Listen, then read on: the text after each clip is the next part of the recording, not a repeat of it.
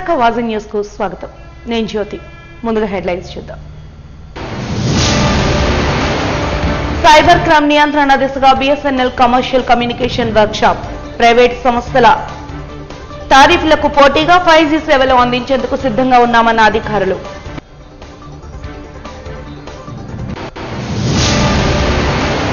తెనాలిలో దళిత మైనార్టీ యువకులపై పోలీసులు చేసిన దాష్టికాన్ని విమర్శించిన దళిత నాయకులు.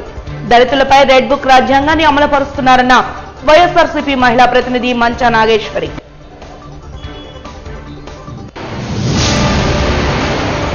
ఉక్కు అడ్మిన్ భవన ముట్టడికి ప్రయత్నించిన కాంట్రాక్ట్ కార్మికులు. పోలీసులకు కార్మికులకు మధ్య తోపులాటలో నెలకొన్న ఉద్రిక్తత.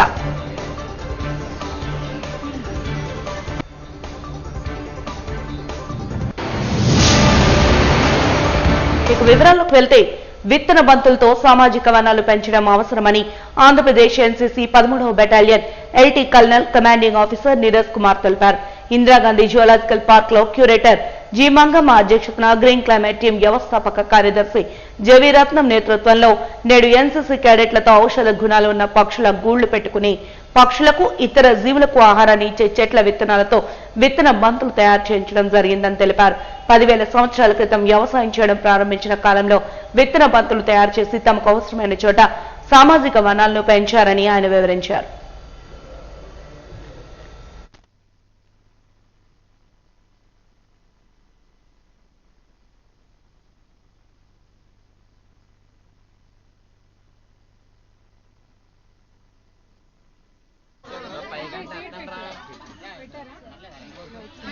చుట్టురా చుట్టు చుట్టు చూడు అదే ఓవర్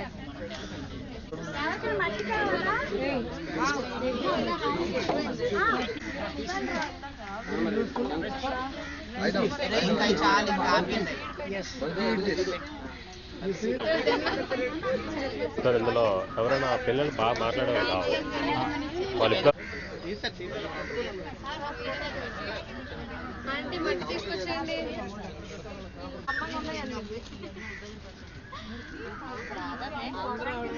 ఓకే పట్టుకోండి, ఇలా పట్టుకోండి, చేయి పైకి ఎత్తి పట్టుకోండి. లడ్డు చూడు హెల్తీ ఫంక్షన్ పెట్టుకుంటారు అది అలా అందరూ ఒకే లెవెల్లో. వృక్షం మనకి ఎంత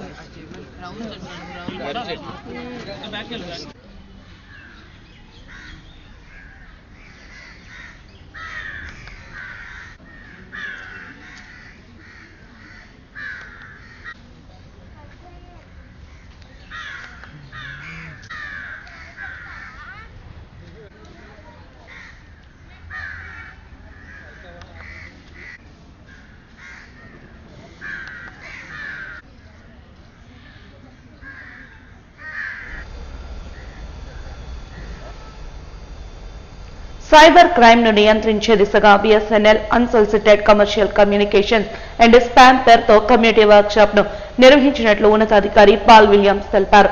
ఈ మేరకు డాబాగాడస్ బిఎస్ఎన్ఎల్ కార్యాలయంలో నిర్వహించిన కార్యక్రమాన్ని ఉద్దేశించి ఆయన మాట్లాడుతూ ప్రైవేటు సంస్థల టారిఫ్లకు పోటీగా 5G సేవలను అందించేందుకు సన్నాహాలు చేస్తున్నామని తెలిపారు. సైబర్ క్రైమ్ బారిన పడి ఎంతో మంది తమ కష్టార్జితాన్ని పోగొట్టుకుంటున్నారని ఆవేదన వ్యక్తం చేశారు. అవగాహనతోనే సైబర్ క్రైమ్ ను ఎదుర్కోవచ్చని, అందుకే కమ్యూనిటీ మీటింగ్స్ ను ఏర్పాటు చేస్తున్నామని తెలిపారు.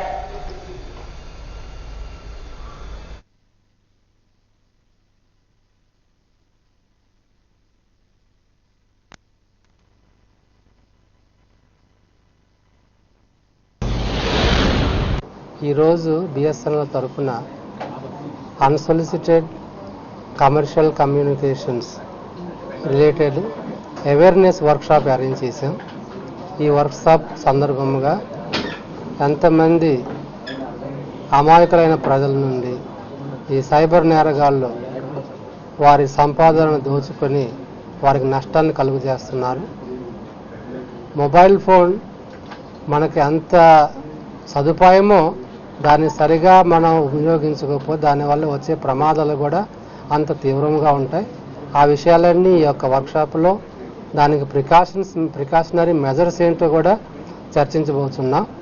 సో ఈ సందర్భంగా మన బిఎస్ఎన్ఎల్ సంస్థను సపోర్ట్ చేస్తున్న కస్టమర్స్ అందరికీ మేము చేసే రిక్వెస్ట్ ఏంటంటే మీరు ఎంతవరకు మాతో సహకరించారు, సపోర్ట్ చేశారు, ఇక ముందు కూడా సపోర్ట్ చేయండి.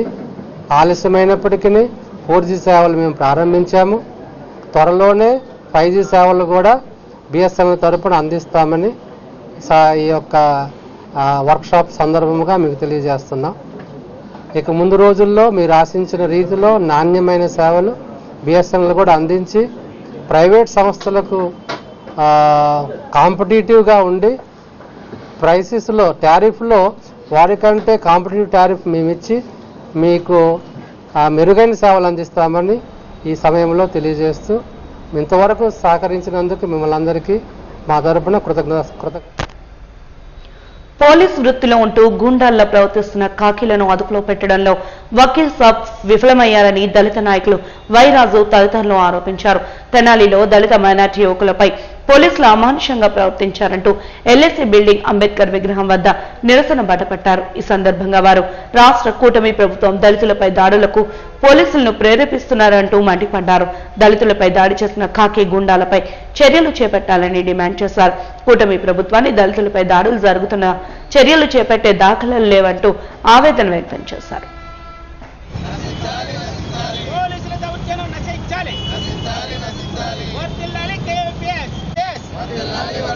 దళితుల ఐక్యత, బీసీల మైనార్టీస్ ఐక్యత వర్ధిల్లాలి.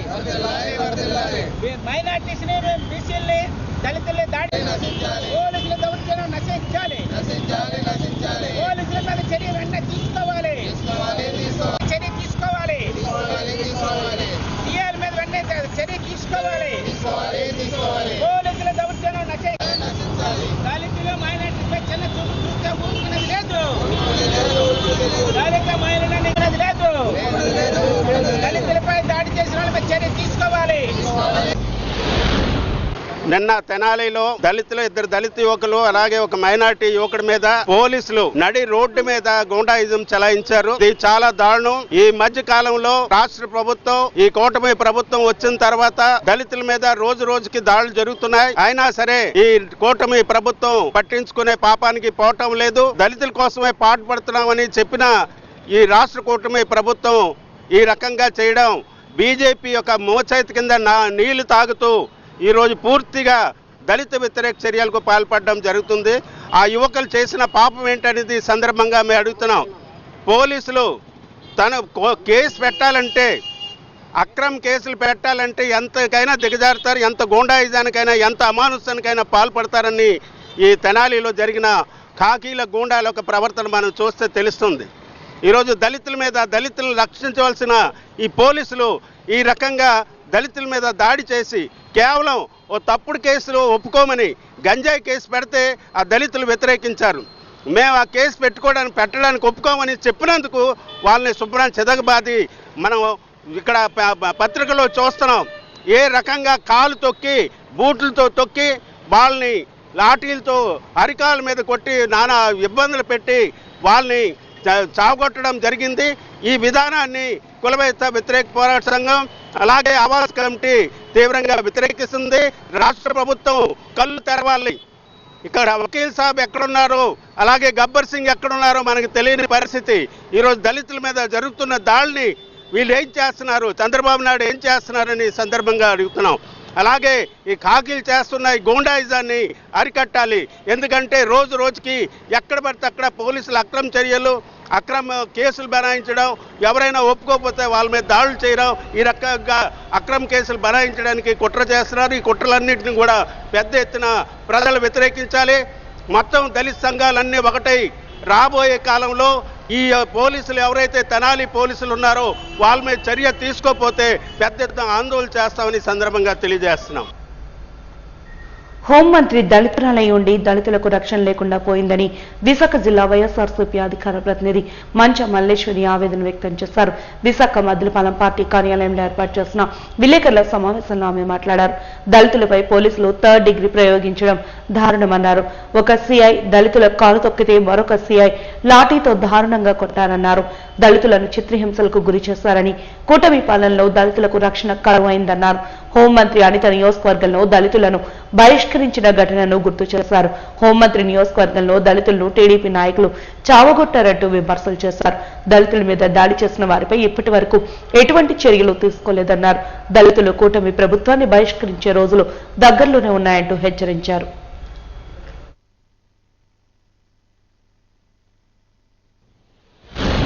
ఇవాళ జరుగుతున్నటువంటి కూటమి పరిపాలనలో అంబేద్కర్ గారు రాసినటువంటి రాజ్యాంగం కాకుండా వీళ్ళు రచించుకున్నటువంటి రెడ్ బుక్ రాజ్యాంగంలో ఇవాళ కక్షపూరితమైనటువంటి రాజకీయాల్లో భాగంగా ఎక్కువ శాతం దళితుల మీద వీరు చేస్తున్నటువంటి దాడుల్ని మేమంతా ఖండిస్తున్నాం. నిజంగా నిన్న తెనాలిలో చూసినటువంటి సంఘటన చూస్తే ఈ కూటమి ప్రభుత్వానికి దళితుల మీద ఎంత ప్రేమ ఉంది అని అనేది ఒకసారి రీసెంట్ గా ఇప్పుడు ఒక నెల క్రితం జరిగినటువంటి సంఘటన నిన్న సోషల్ మీడియా ద్వారా బయటికి రావడం మూలాన ఆ వీడియో బయటకు వచ్చింది తప్ప, లేదంటే దళితుల మీద అసలు ఏం సంఘటనలు జరుగుతున్నాయో కూడా ఈ రాష్ట్ర ప్రభుత్వంలో తెలుసుకునేటువంటి పరిస్థితియే లేదు. ఎంత దారుణమైనటువంటి పరిస్థితి అంటే, నేను వాళ్ళని తప్పు చేశారో లేకపోతే వాళ్ళని దండించకూడదు అని చెప్పేసి నేను మాట్లాడట్లేదు. కానీ దండించేటువంటి పద్ధతి ఒకటి ఉంటుంది.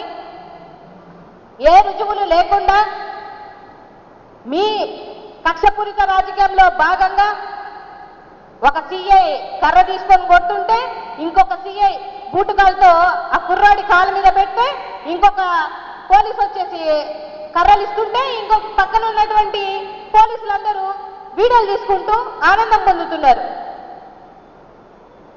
నిజంగా ఇవాళ రాష్ట్ర ప్రభుత్వంలో దళితులు ఇంతలా ఇబ్బంది పడుతున్నటువంటి పరిస్థితులు ఒకసారైనా రాష్ట్ర ప్రభుత్వంలో ఉన్నటువంటి హోంమంత్రి దళిత మహిళ అయ్యుండి నీ చేతగాని స్థానానికి ఇదొక పరాకాష్ట. ఎందుకనంటే ఇప్పటికి మీరు వచ్చి ఇంకొక వారం పోతే సంవత్సరం అవుతుంది. ఈ సంవత్సరంలో ఎంతమంది దళితుల మీద దాడులు చేశారు అనేది కూడా మీరు ఒకసారి గమనించాలి. మీరు ఇంత సంఘటన జరిగినా కూడా ఒక చిన్న ప్రెస్ మీట్ పెట్టరు, పోనీ ఆ కుటుంబాలకు ఒక భరోసా ఇవ్వరు, లేదా డిపార్ట్మెంట్కి సంబంధించిన వాళ్ళకి ఒక మాట చెప్పరు. అసలు ఇలాంటి సంఘటన జరిగిందన్న విషయం కూడా మీకు తెలుసో తెలీదో, నాకైతే డౌటే. ఎందుకంటే పాయకురావుపేట, డొంకాడ వీధి, నక్కపల్లి మండలంలో జరిగినటువంటి సంఘటన ఇది సాక్షాత్తు హోంమంత్రి అనిత గారి నియోజకవర్గం. ఈ నియోజకవర్గంలో పరిస్థితి ఏందయ్యా అంటే, ఒక పెళ్లికి అక్కడ ఏదో డెకరేషన్ చేయడానికి ఒక 6 మంది దళిత కుర్రాళ్ళు వెళ్తే ఆ పెళ్లిలో ఎవరితో ఫోన్ పోయిందంట. వీళ్ళు ఆ నింద చేశారనే ఒక ఉద్దేశంతో దాదాపుగా 2 రోజులు ఆ పవర్ ఆపేసి మరి 6 మందిని కొట్టినటువంటి పరిస్థితులు. అది కొట్టింది కూడా ఎవరంటే నక్కపల్లి మండలంలో ఆ డొంకాడ వీధిలో ఎవరిని అడిగినా చెప్తారు అది టీడీపీ వ్యక్తులే చేశారు అన్న విషయం. నీ దగ్గరికి వస్తే కూడా ఒక్క ఫోన్ కాల్ కూడా అసలు ఎందుకు జరిగింది, దేనికి జరిగింది, దీన్ని విచారించండి, నా దళిత సోదరులకి అన్యాయం జరిగింది లేకపోతే నా నియోజకవర్గంలో ఉన్న వాళ్ళకి అన్యాయం జరిగింది కూడా ప్రశ్నించలేనటువంటి పరిస్థితిలో ఇవాళ మీ పదవి ఉన్నందుకు మీరు సిగ్గుపడాలి. రాష్ట్రంలో ఉన్న సంఘటనలన్నీ పక్కన పెడితే మీ నియోజకవర్గంలో జరిగినటువంటి సంఘటనలకు కూడా మీరు నోరు మెదపలేనటువంటి పరిస్థితిలో ఉన్నారు అని అంటే ఇంకా పాయకరావుపేట నియోజకవర్గ ప్రజలు ఆలోచించాలి. ఎంత దారుణమైనటువంటి పరిస్థితులు ఈ రాష్ట్రంలో జరుగుతున్నాయి. పోలీసులు ఎవరి అండ చూసుకొని అంత నిర్దాక్షిణంగా వాళ్ళని 24వ తారీఖున వాళ్ళు కేసు పెడితే 27న మీరు రిమాండ్కు పంపిస్తే ఆ 2 రోజులు ఆ తెనాలిలో జరిగినటువంటి సంఘటనలో ఉన్న 3 వ్యక్తుల్ని 2 రోజులు హింసించి మీరు చేసినటువంటి వీడియోలు నిన్న బయటకు వచ్చాయి. మీకు తెలీదా? మీకు సెక్షన్లు తెలియకుండా లేకపోతే సెక్షన్ల చట్టాలు మీకు తెలియకుండా మీరు ప్రవర్తించారు అని అంటే నేనైతే నమ్మను. మీకు అన్నీ తెలుసు. సెక్షన్ 321 ప్రకారమైన, సెక్షన్ 324 ప్రకారమైన, సెక్షన్ 341 ప్రకారమైన లేదా సెక్షన్ 501 ప్రకారమైన మీరు ఏ పనులు చేయాలి ఏ పనులు చేయకూడదన్న సంఘటనలు మీకు తెలియదా? అంటే మీరు నాకు తెలిసి చంద్రబాబు నాయుడు గారి మనస్తత్వం ఏంటంటే ఎవరైనా దళితులుగా పుట్టాలి అనుకుంటారా అని చెప్పినటువంటి నాయకత్వంలో ఉన్నటువంటి ఆ లీడర్షిప్ లో ఉన్న కింద లీడర్ల యొక్క మనస్తాపకాలన్నీ ఒక విధంగానే ఉంటాయి అని మరొకసారి వీళ్ళు ప్రూవ్ చేసుకున్నారు. ఎందుకంటే ఎంత దారుణమైనటువంటి పరిస్థితులు దళితుల మీద ఎప్పుడూ లేని విధంగా, ఏ రోజు జరగనటువంటి విధంగా ఇవాళ డిప్యూటీ సీఎం అని చెప్పుకుంటున్నటువంటి పవన్ కళ్యాణ్ గారి ఆయన నియోజకవర్గంలో దళితుల్ని బహిష్కరిస్తున్నారు అని అంటే అసలు బహిష్కరణ అనే మాట చాలా మంది దళితులకి రక్తం మరుగుతూ ఉంటది. ఎందుకంటే అప్పుడెప్పుడో బ్రిటిష్ పరిపాలనలో దళితుల్ని బహిష్కరించడం అనేది చూశాను తప్ప మళ్ళీ అదే పరిస్థితిని ఈ కూటమి ప్రభుత్వం ఇవాళ తీసుకొని వస్తుంది. ఇవాళ డిప్యూటీ సీఎం గారిని అడుగుతున్నాను, మీ నియోజకవర్గంలోనే దళితుల్ని బహిష్కరిస్తుంటే ఒక్క మాటైనా మాట్లాడగలిగారా? జేసీఐ జోన్ 4 రీజియన్ కి చెందిన 10 లోకల్ ఆర్గనైజేషన్స్ భాగస్వామ్యంతో జేసీఐ వైజాగ్ అచీవర్స్ ఘనంగా నిర్వహించిన చైతన్యం మిడ్కాన్ కార్యక్రమం అద్భుత రీతిలో నగరంలో ఒక ప్రైవేట్ హోటల్లో జరిగింది. మిడ్కాన్ chairman V Chaitanya, host president doctor RSV Somashekar నాయకత్వంలో సేవా కార్యక్రమాలు, నాయకత్వ అంశాలపై అవగాహన కల్పించారు. ఈ సందర్భంగా ముఖ్య అతిథిగా హాజరైన అనిరుద్ మాట్లాడుతూ దశాబ్ద కాలానికి పైగా జేసీఐ సామాజిక బాధ్యతతో వ్యక్తిత్వ సంస్థాగత అభివృద్ధితో పాటు వ్యాపార విస్తరణ అవకాశాలపై విస్తృత స్థాయి సమావేశాన్ని నిర్వహిస్తూ అండగా నిలుస్తోందన్నారు. అదే క్రమంలో జేసీఐ జోన్ 4 రీజన్ సి సభ్యులు సాధించిన విజయాలు, సాధించాల్సిన లక్ష్యాలు తదితర అంశాలపై చైతన్యం కాన్ఫరెన్స్ లో చర్చించడం జరిగిందన్నారు. సామాజిక బాధ్యతతో ముందడుగు వేస్తున్న చైతన్యం విన్నర్స్ కు బహుమతులను అందించి ప్రోత్సహించడం జరిగిందని తెలిపారు. To Chaitanyam Regency Midcon. As the chairman of this grand celebration, I consider it a privilege to witness the power of unity, the passion of leadership, and the purpose that drives every JC gathered here today. Chaitanyam is not just a name, it is a spirit of learning, celebrating, and creating impact. To the Congress of Region C, this stage belongs to you. Let us make this day a memory, a milestone, and a message that when leaders unite, energy becomes action. So what do we have in Chaitanya and what can we do? Let's connect with the people and create opportunities. Let's listen to the dignitaries as they share their expertise, experiences, and visionary perspectives on leadership, innovation, and personal growth. Is that it? No, there's a lot more. Experience the vibrant, cultural, mesmerizing performances from our fellow JC members. And let's cheer up while we celebrate the dedication and while we honor the commitment by awarding the members. Let the energy flow. Let the ideas grow and let the leadership grow. This is Chaitanyam, this is Regency, and this is our movement. With that spirit, I welcome you all once again. June 21న విశాఖపట్నం వేదికగా జరగనున్న అంతర్జాతీయ యోగా దినోత్సవ ఏర్పాట్లను ప్రపంచ స్థాయి ప్రమాణాలకు అనుగుణంగా చేయాలని, చిన్నపాటి సమన్వయ లోపం కూడా తలెత్తకుండా విజయవంతంగా నిర్వహించాలని రాష్ట్ర ప్రభుత్వ ప్రత్యేక ప్రధాన కార్యదర్శి health, medical and family welfare empty Krishnababu అధికారులను ఆదేశించారు. యోగా దినోత్సవ ఏర్పాట్లు, క్షేత్రస్థాయి పరిస్థితుల పరిశీలన నిమిత్తం జిల్లాకు విచ్చేసిన ఆయన జిల్లా కలెక్టర్, జాయింట్ కలెక్టర్, ఇతర అధికారులతో కలిసి మీటింగ్ హాల్లో సమీక్ష సమావేశాన్ని నిర్వహించారు. పలు అంశాలపై అధికారులకు దిశానిర్దేశం చేశారు. రాష్ట్ర ముఖ్యమంత్రి కార్యక్రమాన్ని చాలా ప్రతిష్టాత్మకంగా తీసుకున్నారని, దాన్ని దృష్టిలో ఉంచుకుని ప్రతి ఒక్కరూ బాధ్యతాయుతంగా వ్యవహరించాలని, పక్కా ప్రణాళికలు సిద్ధం చేసుకుని కార్యక్రమాన్ని సజావుగా నిర్వహించాలని కోరారు.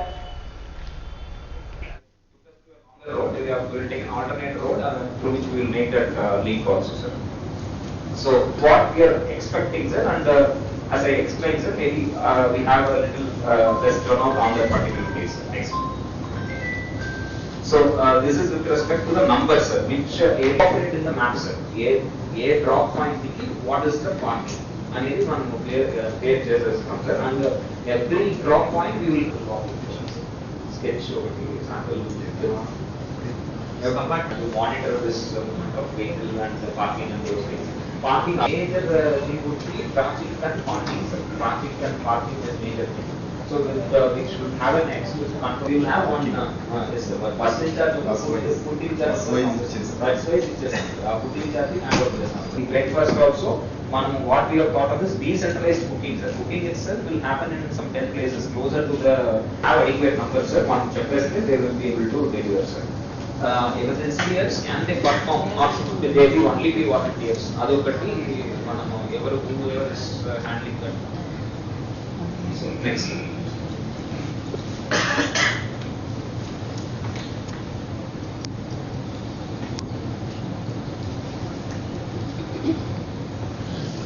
That the decoding photo, everything will be available in that application, sir.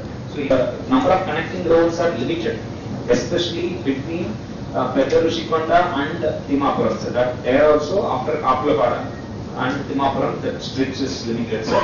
Again, the next reach the beach road, sir. Those are the points where up to which the buses can come, sir. In second stretches, the buses will the numbers are less than 2,000, sir.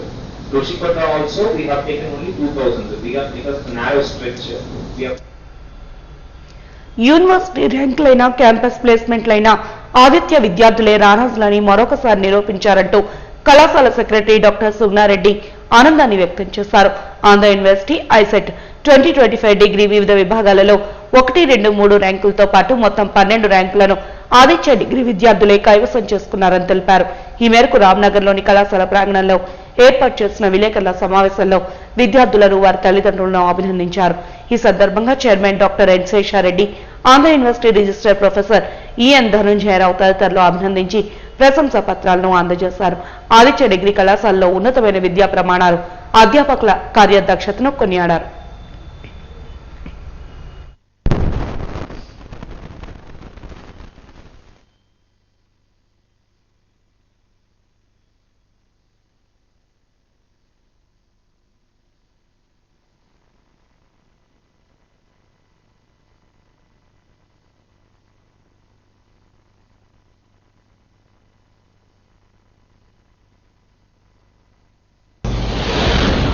అందరికీ కూడా ఈరోజు చాలా ఆనందకరమైన రోజు అండి. ఎందుకంటే ఈరోజు Aditya degree కాలేజెస్కి మన ఆంధ్ర యూనివర్సిటీ రిలీజ్ చేసిన 20 ర్యాంకులు వాళ్ళు రిలీజ్ చేస్తే దాంట్లో 12 ర్యాంకులు మన ఆదిత్య డిగ్రీ కాలేజెస్ కైవసం చేసుకోవడం అనేది చాలా గర్వకారణమని. ముఖ్యంగా ఆంధ్ర యూనివర్సిటీ అఫిలియేటెడ్ కాలేజెస్ మనకి టోటల్గా 190 డిగ్రీ కాలేజెస్ ఉన్నాయండి. 190 డిగ్రీ కాలేజెస్లో మొత్తం చూసుకున్నట్టయితే కనుక బీఎస్సీ, బీకామ్, బీబీఏ, బీసీఏ స్ట్రీమ్స్కి సంబంధించి 20 ర్యాంక్స్ అనేది రిలీజ్ చేశారు. 20 ర్యాంక్స్లో టాప్ 1, 2, 3 చూసుకున్నట్టయితే కనుక 12 ర్యాంక్స్ మన ఆదిత్య డిగ్రీ కాలేజెస్ స్టూడెంట్స్కి వచ్చినాయి. దాంట్లో బీసీఏ స్ట్రీమ్కి చూసినట్టయితే కనుక ఫస్ట్ ర్యాంక్, అలాగే 2 సెకండ్ ర్యాంక్స్, అలాగే 2 థర్డ్ ర్యాంక్స్ అనేది రావడం జరిగింది. అలాగే బీబీఏ స్ట్రీమ్ తీసుకున్నట్టయితే కనుక మనకి సెకండ్ ర్యాంక్, అలాగే 2 థర్డ్ ర్యాంక్స్ వచ్చినాయి. అలాగే మనకి బీఎస్సీ స్ట్రీమ్ చూసుకున్నట్టయితే కనుక first rank and third rank వచ్చినాయి. అలాగే బీకామ్ చూసినట్టయితే కనుక 2 థర్డ్ ర్యాంక్స్ అనేవి మన ఆదిత్య డిగ్రీ కాలేజ్ స్టూడెంట్స్కి వచ్చాయి.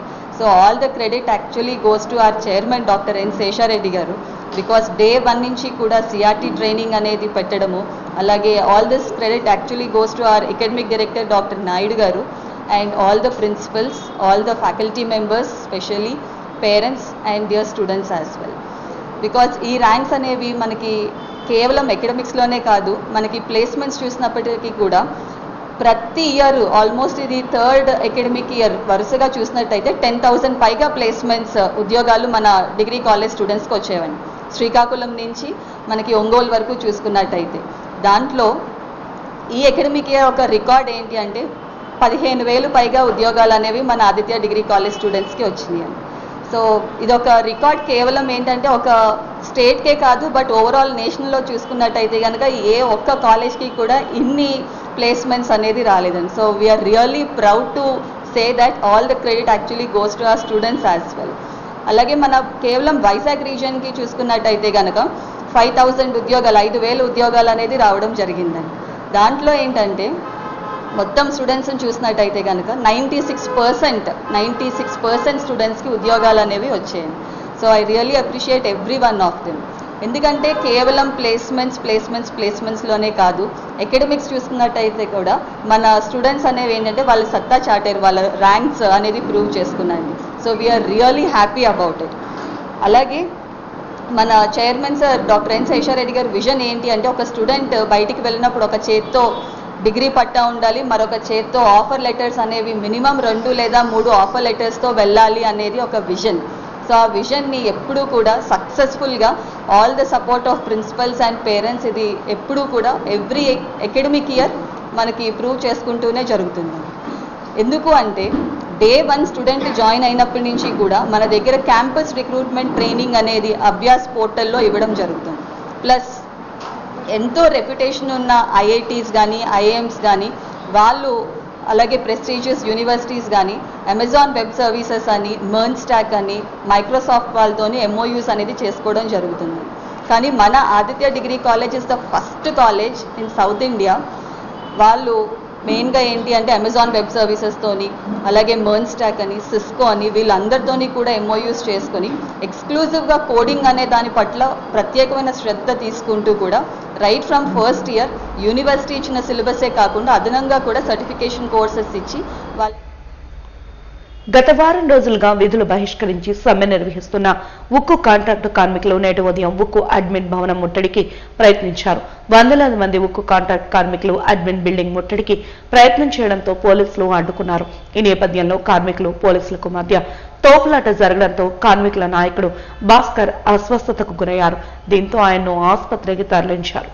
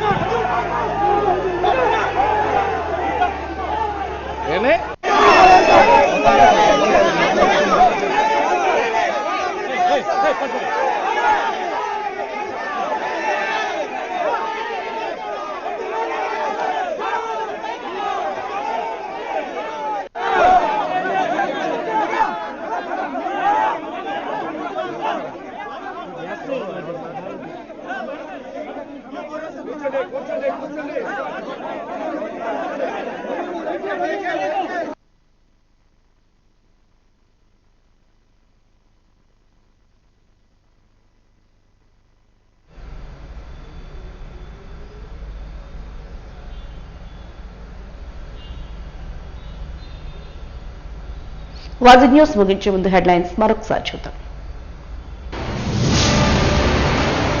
సైబర్ క్రైమ్ నియంత్రణ దిశగా BSNL కమర్షియల్ కమ్యూనికేషన్ వర్క్షాప్.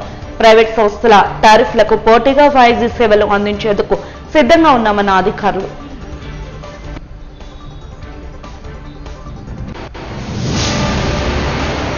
తెనాలిలో దళిత మైనార్టీ యువకులపై పోలీసులు చేసిన దాష్టికాన్ని విమర్శించిన దళిత నాయకులు. దళితులపై రెడ్ బుక్ రాజ్యాంగాన్ని అమలు పరుస్తున్నారన్న వైఎస్ఆర్సీపీ మహిళా ప్రతినిధి మంచా నాగేశ్వరి.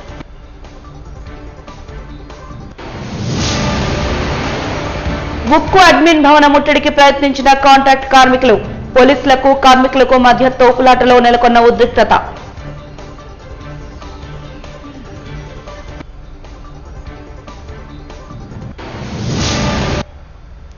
వాజీ న్యూస్ ఇంతటితో సమాప్తం.